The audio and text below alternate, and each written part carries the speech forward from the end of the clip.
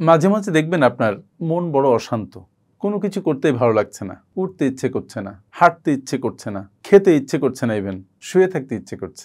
খুবই ক্লান্ত আপনি। কেন ক্লান্ত আপনি জানেন না। আমি বলছি, আপনি কোনো কাজ করতে অনুপ্রাণিত নন। আপনার ভেতরে ইন্সপাইরেশন কাজ করছে না, আপনার ভেতরে শক্তি কাজ করছে না কোনো কিছু করতে। আপনার যেটা নেই সেটা হচ্ছে কি করবেন সেটার কোনো ক্ল্যারিটি নেই, কি করতে চান সেটা নিয়ে আপনি প্রচণ্ড দ্বিধান্বিত, কিভাবে শুরু করবেন কিছুতেই বুঝতে পারছেন না, আপনি কই যেতে চান সেটা তো অনেক পরের কথা। আপনি ফোকাস নন, আপনার ভেতরে অনুপ্রেরণার তীব্র অভাব।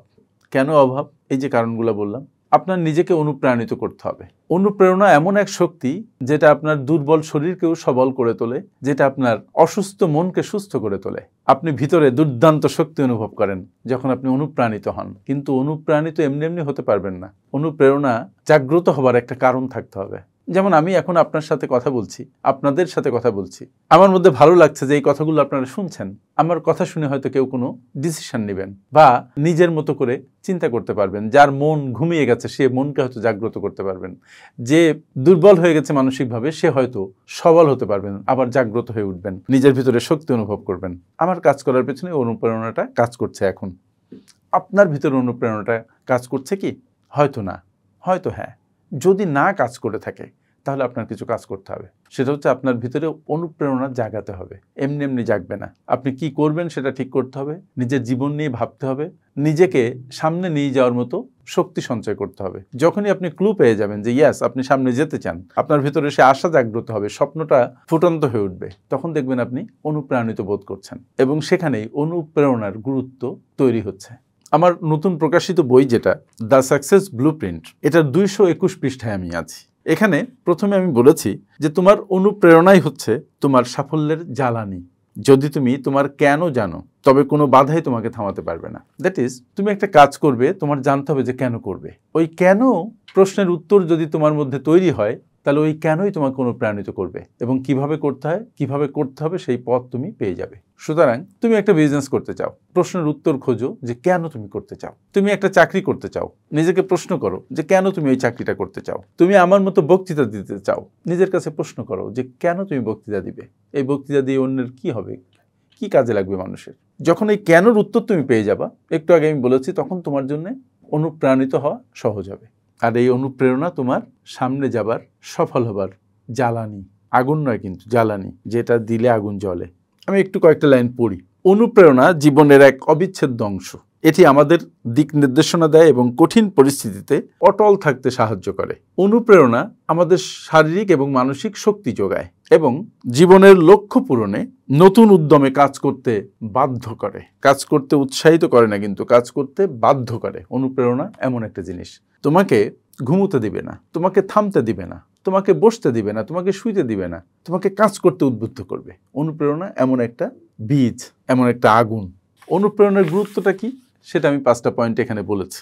প্রথমত, অনুপ্রেরণা শক্তি যোগায়। আমরা জানি যে খাবার খেলে শক্তি পাই, খাবার খেলে শারীরিক শক্তি পাইলেন আপনি, কিন্তু মানসিকভাবে শক্তি নাও পেতে পারেন। যখনই আপনি অনুপ্রাণিত হবেন, ওই যে বলেছি কোনো কাজ করার আগে যখন আপনি বুঝে ফেলবেন যে কেন করবেন, তখন আপনি অনুপ্রাণিত হবেন এবং এই অনুপ্রাণিত হলে আপনার মন শক্তিশালী হয়ে উঠবে।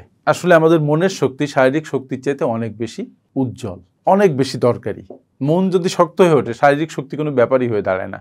অনুপ্রেরণা লক্ষ্য পূরণে সহযোগিতা করে। আপনি কোনো একটা লক্ষ্য সামনে নিয়েছেন, আপনি একটা কোনো ড্রিমের পথে হাঁটছেন, ড্রিম অর্জন করতে বা লক্ষ্য পূরণ করতে অনুপ্রেরণা আপনার দুর্দান্তভাবে সহযোগিতা করবে। সত্যি কথা বলতে কি, আপনার যদি অনুপ্রেরণা ভিতরে কাজ না করে তো আপনি কাজই করতে পারবেন না। যারা অনুপ্রেরণা না নিয়ে কাজ করে তারা ধিমে তালে কাজ করে, ইনএফিশিয়েন্টলি কাজ করে, তারা কাজ করেই না বললে চলে। এই জন্য যারা আপনারা যে কাজ ভালোবাসেন না সেই কাজ যদি করতে যান, দেখবেন যে কাজ এগুচ্ছে না, কাজের কাজ কিছু হচ্ছে না, প্রোডাক্টিভিটি বাড়ছে না, অকাজ হচ্ছে। 3 নাম্বার কি করে? অনুপ্রেরণা সাফল্যের একটা ভিত্তি তৈরি করে। আমি এখান থেকে পড়ি, তাহলে হয়তো আপনারা আরো ক্লিয়ারলি বুঝবেন। অনুপ্রাণিত ব্যক্তি শুধু কাজ শেষ করেন না, বরং প্রতিটি কাজে তার সর্বোচ্চ প্রয়াস দেন। এটি ধীরে ধীরে সাফল্যের ভিত্তি তৈরি করে। স্টিভ জবস তার কর্মীদের অনুপ্রাণিত করতেন যাতে তারা প্রতিটি পণ্য এমনভাবে তৈরি করে যেন এটি একটি শিল্পকর্ম হয়। তার অনুপ্রেরণা অ্যাপলকে আজকের অন্যতম সফল কোম্পানিতে রূপান্তরিত করেছে। কারণ অনুপ্রেরণা কাজের গুণগত মান বাড়ায় এবং আপনাকে ধৈর্যশীল হতে ও অধ্যবসায়ী হতে সহযোগিতা করে। তারপরে 4 নম্বর পয়েন্ট হচ্ছে অনুপ্রেরণা সৃজনশীলতা বৃদ্ধিতে সহায়তা করে। অনুপ্রেরণা যেহেতু আপনাকে সদা জাগ্রত রাখে, আপনাকে ক্রিয়েটিভ করে। আপনি এক একটি কাজের পেছনে আপনার মেধাশ্রম এমনভাবে দেন যেন মাল্টিপল সলিউশন আপনার মধ্যে চলে আসে, আপনি ক্রিয়েটিভ হয়ে যান।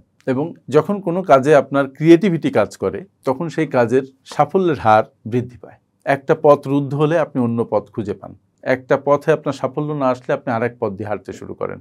কিন্তু অনুপ্রেরণা যদি না থাকে তাহলে ইউ ক্যানট ডু দ্যাট। আর 5 নম্বর পয়েন্ট হচ্ছে অনুপ্রেরণা অন্যদের অনুপ্রাণিত করে। দ্যাট ইজ, আপনি যখন অনুপ্রাণিত, একজন অনুপ্রাণিত মানুষ সংক্রামকের মতো, সে অন্য মানুষদেরকে অনুপ্রাণিত করে ফেলে। আপনি যদি কোনো কাজ পাগলের মতো করতে থাকেন, আপনার পাশে যিনি আছেন তিনি আপনার এই অনুপ্রেরণা দেখে তিনিও কাজে অনুপ্রাণিত হবেন, কন্টাজিয়াস। সুতরাং যারা আপনারা সফলতার দিকে ধাবিত হতে চান, জীবনে ভালো কিছু করতে চান, তারা কেনর উত্তর খুঁজবেন, যে কেন আপনি কাজটা করতে চান এবং এই কেন আপনাকে অনুপ্রাণিত হতে সহায়তা করবে। আর আপনি যদি একবার অনুপ্রাণিত হন কোনো কাজ করতে, তাহলে দেখবেন সেই কাজে আপনার সাফল্য অনিবার্য।